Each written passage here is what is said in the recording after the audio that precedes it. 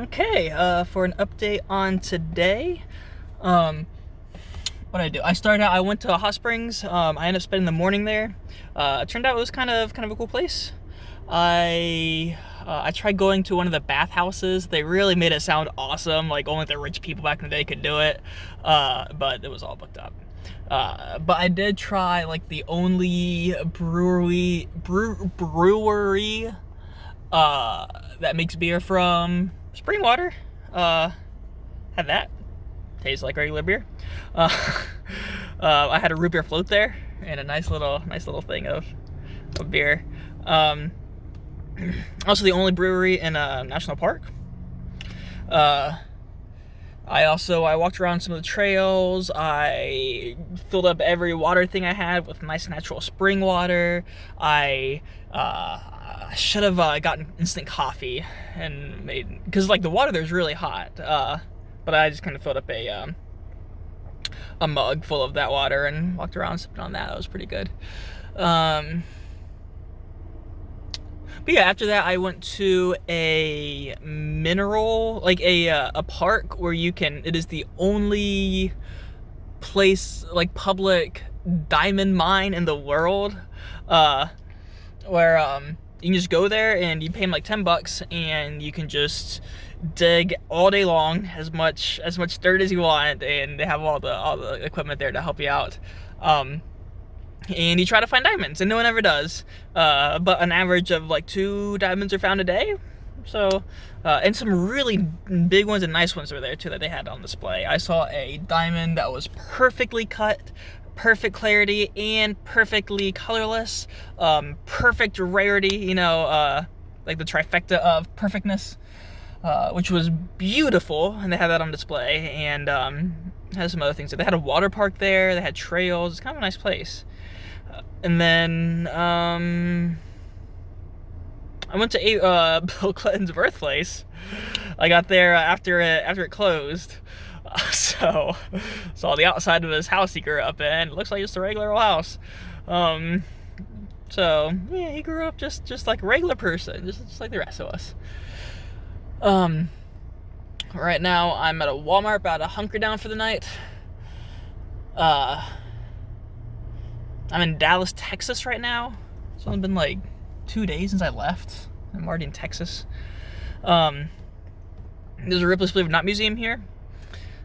There's also the next place I'm going to is Mammoth National Monument or something in Waco, Texas, where you can see like an old man, like I think there were mammoths there or something like that, and you can see their fossils.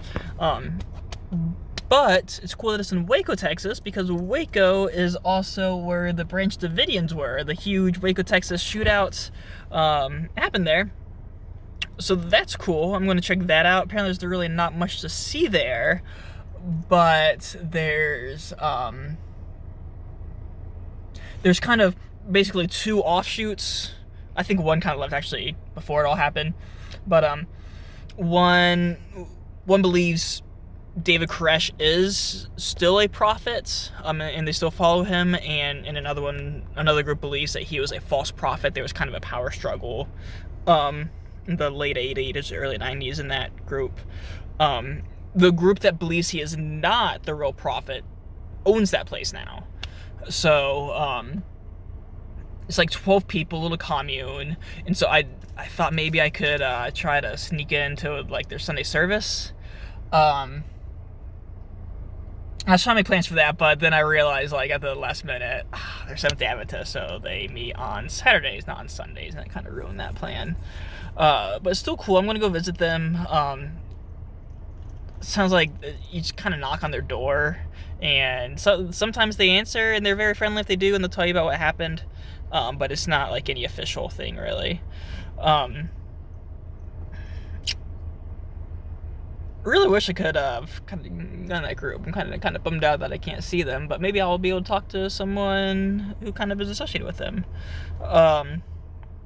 The other group, I don't know where they are, but they're around somewhere. And both groups also broke off of a wider Davidian. It's called Davidian Seventh-day Adventists, which Goes back far. I believe that some other guys like a prophet. And that's also headquartered there in Waco, but they don't have their own church. They just try to reform the existing Seventh-day Adventist churches, which is weird because it seems like they have a completely different idea of how things should be going. Like they follow a completely different prophet. So maybe I'll be able to check that out, but I also don't think they're open until Monday, and it's probably not worth hanging around here until Monday, 'cause it's Saturday right now. There's also Homestead Heritage here, which is like a quasi-Amish. I think they speak English and stuff. I think they use some electricity. Kind of like Caneyville, it sounds like. But they're there. I asked them if I can join them on Sunday for a Sunday service, which will be at someone's house. But I called them up late, and I'm not really expecting a response, which is why I'm not in Waco, Texas right now, but I'm in Dallas, which is like an hour and a half away. Try to park kind of close in case I drive up there, so I can drive up there maybe in time in case I hear something. Waco, Texas is also where Baylor University is, which is where my favorite, probably my favorite new religious movement scholar is. So I figure I'll check that out in case I want to go there for a doctorate or something. So yeah, just there's a lot that happens in Waco for new religious movements and cults and stuff, which is really exciting. I've been wanting to visit here for a while. It's cool. I kind of finally had a chance. See what all is there. But right now I'm still in Dallas. I decided to crash here because the Ripley's Believe It or Not Museum is here. And if I'd go to Waco, Texas and back, that'd be like a 3-hour drive round trip. So if I kind of wait here, it's going to open up at 10 tomorrow, which is kind of late.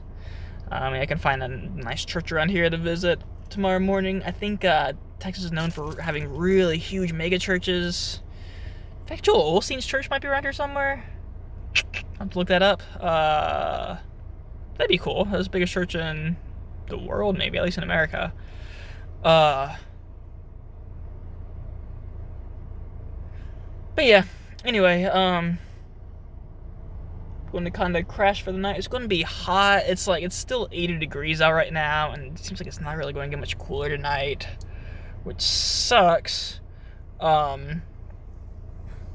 Last night the fan died like halfway through the night, or like really early in the morning, like at like 5:30, and I didn't fall asleep till after midnight.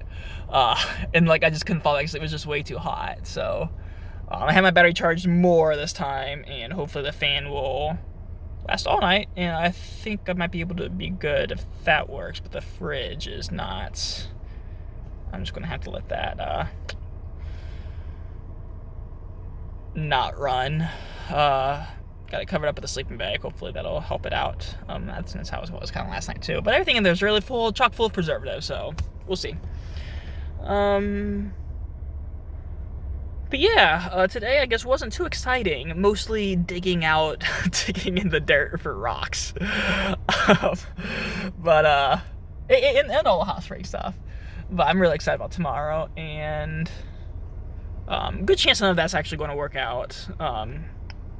The Ranch Davidian place, there's not really much of a memorial. It sounds like there's like a rock that might have people's names on it who died, but there's not really a whole thing there. And Homestead Heritage, I might visit them, but probably everything's closed until tomorrow, which will give me 2 things I can do tomorrow, until Monday. There's probably nothing going on at Baylor, but there's still the Mammoth thing. So it's kind of a lot in that little rinky-dink place in the middle of nowhere. And then I'll be going to where's San Antonio? San Antonio maybe? Not Sacramento. Somewhere else. Which also has another Ripley's Museum. And then I think I'll probably just give in and go around the border. It's going to be so hot. There's going to be so many people. There's going to be so many authorities. But there's a few cool things down there. And if I don't see those things now, I probably will never will, because I'm probably not going to come down here again. But yeah. This was a long video. because I'm excited to talk about the new release groups. But anyway, I'll check in again later.